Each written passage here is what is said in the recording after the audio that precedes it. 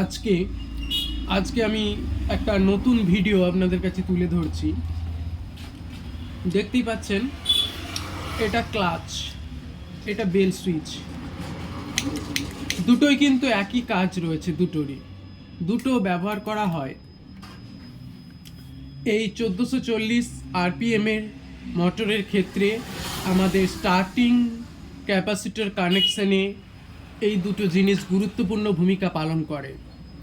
আর এই দুটো জিনিসের কাজ বা কানেকশন কিভাবে করা হয় আজকের ভিডিওতে তা বিস্তারিত আলোচনা করছি।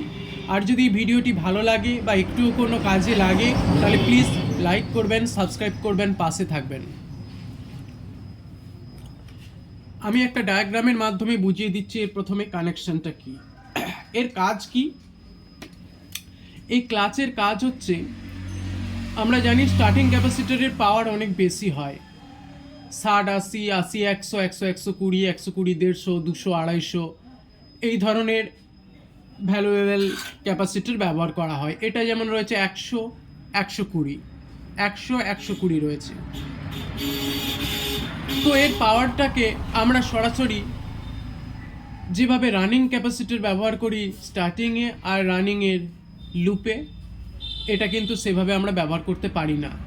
তাহলে কি হবে, এই স্টার্টিং ক্যাপাসিটরটা বাস্ট হয়ে যেতে পারে। কারণ স্টার্টিং ক্যাপাসিটরটার কাজ হচ্ছে মোটরটাকে স্টার্ট করে দেওয়া বা রানে তুলে দেওয়া, তারপরে এর কাজ শেষ হয়।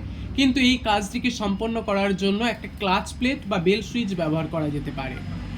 বেল সুইচ ব্যবহার করলে আমরা বেল সুইচটাকে একবার টিপে ছেড়ে দিলেই আমরা স্টার্টিং পাওয়ারটা কয়েলে চলে যায়, স্টার্ট হয়ে যায়, তারপর স্টার্টিং ক্যাপাসিটরে কাজ শেষ হয়ে যায়। সিমিলারলি একইভাবে আমাদের ক্লাচ প্লেটও একইভাবে ব্যবহার করা হয়। তো আমরা এটার কানেকশন কিভাবে করব, আমি ফার্স্ট একটা ডায়াগ্রামে এঁকে দেখাচ্ছি। ধরুন মোটরের starting loop, running loop, common loop. আমরা জানি যে ফেজ আর নিউট্রাল আমরা দিয়ে থাকি। আর স্টার্টিং ক্যাপাসিটর, দুটো ক্যাপাসিটর ব্যবহার করা হয়, একটা হচ্ছে স্টার্ট ক্যাপাসিটর আর একটা হচ্ছে রান ক্যাপাসিটর। তো রানিং ক্যাপাসিটর, স্টার্টিং ক্যাপাসিটর আর রানিং ক্যাপাসিটর, রানিং ক্যাপাসিটরের লুপ কি ব্যবহার করা হয়, এই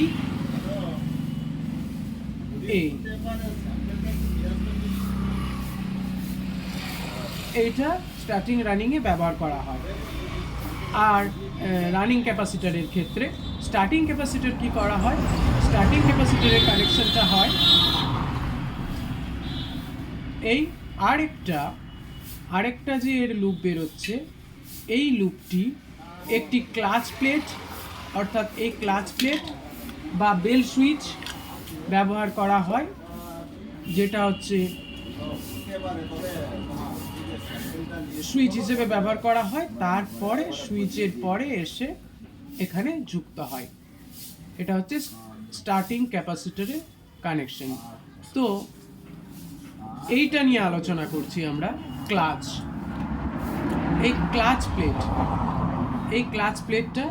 প্লেটটা নিয়ে আলোচনা করছি। এই ক্লাচ প্লেটের দুটো পয়েন্ট রয়েছে, এই যে দেখতে পাচ্ছেন, এই একটা, এই ধরুন এই ক্লাচ প্লেটটা, তো এটা আধচাঁদ clutch plate, state clutch plate, বিভিন্ন মডেলের হতে পারে, কিন্তু হিসেবে একই। কি হচ্ছে, দুটো পয়েন্ট রয়েছে ক্লাচ প্লেট, এই আধচাঁদ ক্লাচ প্লেটটার দুটো পয়েন্ট রয়েছে। আর এখানে এই ক্লাচ প্লেটের দুটো তার রয়েছে, এই দুটো তারই 1 আর 2 এইখানে ব্যবহার করা হয়, 1 আর 2 ব্যবহার করা হবে। এইটার কাজ হচ্ছে স্টার্ট করে ছেড়ে দেওয়া, খুব লিমিটেড সময়ের জন্য, খুব কম সময়ের জন্য। সিমিলারলি একইভাবে এই বেল পুশ সুইচের দুটো তার 1 আর 2 হিসেবে আমরা এখানে ব্যবহার করব।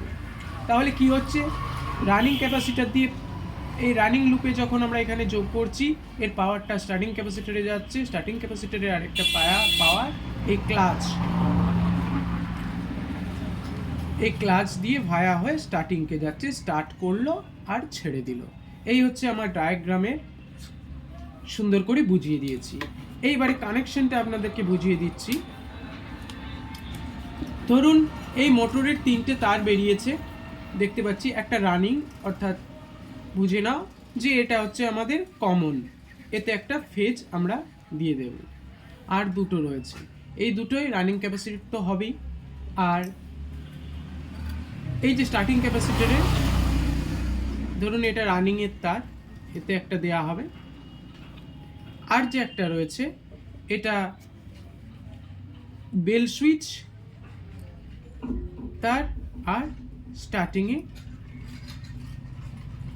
তার, এই হচ্ছে কানেকশন। যখন আমরা পাওয়ারটা দিচ্ছি ও কিন্তু ঘুরিয়ে দিচ্ছে, এটা কানেকশন দেওয়া রয়েছে, ঘুরিয়ে দিচ্ছে, যা একটু ঘুরে যাচ্ছে এই ক্লাচ ছেড়ে দিচ্ছে, তারপরে মোটরটা রানে উঠে যাচ্ছে, এর কাজ কিন্তু আউট হয়ে গেল, স্টার্টিং ক্যাপাসিটার আউট হয়ে গেল। এবারে রানিং ক্যাপাসিটার তার 90 ডিগ্রি, যেভাবে ফ্লেমিংয়ের বাম হস্ত সূত্র অনুসারে বা চৌম্বক ক্ষেত্রর নিয়ম অনুসারে সাউথ নর্থ নর্থ সাউথ করে ম্যাগনেটিক ফিল্ড তৈরি করে আমাদের রান করে দিচ্ছে। এই হচ্ছে ক্লাচ বা বেল সুইচের ব্যবহার।